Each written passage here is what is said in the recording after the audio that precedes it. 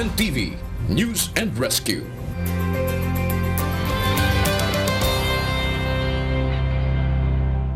Ang aming nakita, ang aming narinig, ang aming ibinabalita sa Pilipinas at sa buong mundo. Ito ang Balita Ngayon Live!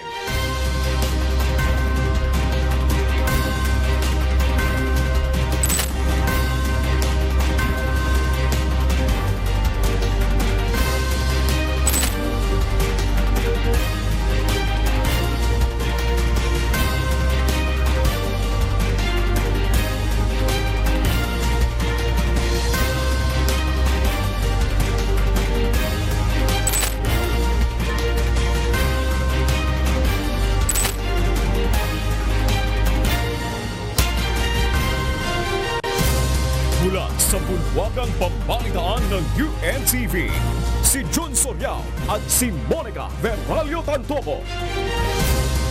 Magandang hapon, Pilipinas at sa buong mundo. Ito ang balita. Queen Elizabeth II pumanaw sa edad na 76. Pakikiramay sa royal family bumuhos. King Charles III pumalit sa trono. Mr. Chair, Your Honors, no budget would mean no budget for the COMELEC to spend for the conduct of that electoral exercise. Barangay at Sangguniang Kabataan elections hindi pinaglaanan ng dagdag pondo sakaling ipagpaliban sa susunod na taon.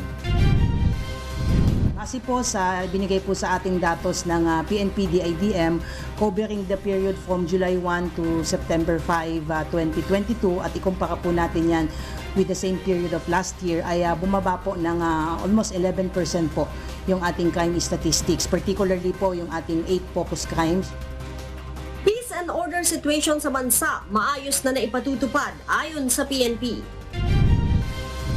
Pantay-pantay na po yung pinanganak sa ospital na may magulang versus sa mga baby na tagpuan sa lansangan, sa mga basurahan. Lahat po sila ay Pilipino, covered po ng batas na ito. Mga foundling sa Pilipinas itinuturing ng natural-born citizens sa ilalim ng bagong batas. Mga magulang na magto-turn over ng sanggol sa halip na abandonahin, hindi na kakasuhan. Magandang hapon. Tayo po ay sabayang napapanood sa Facebook at YouTube channels ng UNTV at sa 1,935 satellite monitoring centers nationwide. Gayon din sa Radyo La Verdad 1350 ang UNTV Radio. At una sa ating mga balita. Pumanaw na si Queen Elizabeth II matapos ang 70 taon na pamamahala sa Britanya. Siya ang longest reigning sovereign ng Britain at oldest monarch sa mundo. Ito ang balita ni Giselle Bonifacio. Ikinagulat hindi lamang ng mga mamamayan ng United Kingdom kundi ng buong mundo ang pagpanaw ni Queen Elizabeth II sa edad na 76 hapon ng Huwebes, September 8, 2022, Britain time. Siya ang longest-serving monarch ng United Kingdom at 7 dekadang nakaupo sa trono. Nagsimulang mabahala ang United Kingdom nang biglang maglabas ng pahayag ang Buckingham Palace na concerned ang mga doktor ng reyna sa kalagayan ng kalusugan nito at kinailangang sumailalim sa medical supervision. Tumindi pa ang pag-aalala ng marami sa kalusugan ng reyna nang mapaulat ang pagbiyahe patungong Balmoral Castle sa Scotland ng lahat ng mga anak ng reyna. Makalipas pa ang ilang oras, tuluyan na ngang napalitan ng pagdadalamhati ang agam-agam ng kumpirmahin ng Buckingham Palace ang pagpanaw ni Queen Elizabeth. Noong pang nakalipas na taon, nagsimulang humina ang kalusugan ng reyna at dumanas ng episodic mobility problems ayon sa Buckingham Palace. Dahilan upang hindi ito makadalo sa maraming public engagements. Bumuhos naman ang pakikiramay ng mga lider sa royal family dahil sa pagpanaw ng reyna. Kabilang narito sina US President Joe Biden, French President Emmanuel Macron, German Chancellor Olaf Scholz, Canadian Prime Minister Justin Trudeau at iba pa. Maging ang Malacanang at si President Bongbong Marcos Jr. nagpaabot din ng pakikiramay. Naka-half-mast na ang mga bandila sa mga palasyo at government buildings sa United Kingdom. Nagkatipon din ang maraming tao sa labas ng Buckingham Palace, ang London Royal Residence at Administrative Headquarters ng Monarch ng United Kingdom. Napuno ng mga bulaklak ang gate at dagsa ang mga tao kahit bahagyang masungit ang lagay ng panahon. Eto, nabigla kami sa pangyayari kay Queen Elizabeth dito sa London, Buckingham Palace. Nandito kami, ang daming nakiramay kasi talagang sobrang mahal siya ng mga tao rito. Samantala, otomatiko namang hahalili sa trono bilang hari ng United Kingdom at head of state ng 14 pang realm si Charles, pinakamatandang anak ng reyna, 73 taon gulang at dating Prince of Wales. Ngayong gabi, mananatili muna ang hari at ang Queen consort sa Balmoral at bukas nakatakdang bumalik dito sa London. Hindi kailanman nagpaunlak ng media interview si Queen Elizabeth II.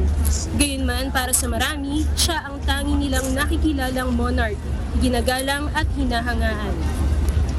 Giselle Bonifacio, UNTV News and Rescue, United Kingdom. Diyos ang aming sandigan, serbisyo publiko ang aming pinahalagahan. Ipinagluluksa hindi lamang ng United Kingdom ang pagpanaw kahapon ni Queen Elizabeth II, Balmoral Castle sa Scotland kung hindi maging ng buong mundo. Kasunod nito, kinumpirma ng Buckingham Palace sa si Charles, Prince of Wales, ang hahalili sa napayapang longest reigning British monarch. Ito ang balita ni Rachel Bolivar. Sa isang post sa official Twitter account ng Royal Family ng Britain, ipinahayag ng pamilya ang labis na kalungkutan ng mga ito bunsod ng pagpanaw ni Queen Elizabeth II kahapon. Kasunod ng pagpanaw ng kanyang inang si Queen Elizabeth, ang simula naman ng pag-akyat sa trono ni Charles, Prince of Wales, na ngayon ay kikilalanin na bilang King Charles III. Subalit bilang head of state ng Britanya at iba pang bansang kabilang sa Commonwealth, na patuloy na kinikilala ang British monarchy, kabilang ang Australia, Canada at the Bahamas. Ano nga ba ang maaring asahan kay King Charles III? Pagdating sa environmental awareness, hindi pa huhuli ang bagong hirang na hari ng Britanya. Ilang dekada na rin isinusulong ni King Charles III ang pagpapahalaga sa inang kalikasan, maging ang pagbibigay nito ng mga babala kaugnay ng climate change, bago pa man magkaroon ng malawak na kaalaman sa ngayon, hinggil sa pinsalang maaring idulot nito sa buong mundo. Sa ginanap na COP26 Climate Conference noong nakaraang taon sa Glasgow, Scotland, ang Noy Prince Charles lamang ay nagbabala na sa mga world leaders na kailangan ang ibayong kahandaan sa pagharap sa global threat na dulot ng climate change at biodiversity loss. Kaya naman bukod sa pagiging King of Britain, inaasahan kikilalanin din siya bilang future climate king. Samantala, sa pagpanaw ni Queen Elizabeth at pagiging bagong hari ni dating Prinsipe Charles, na bago na ang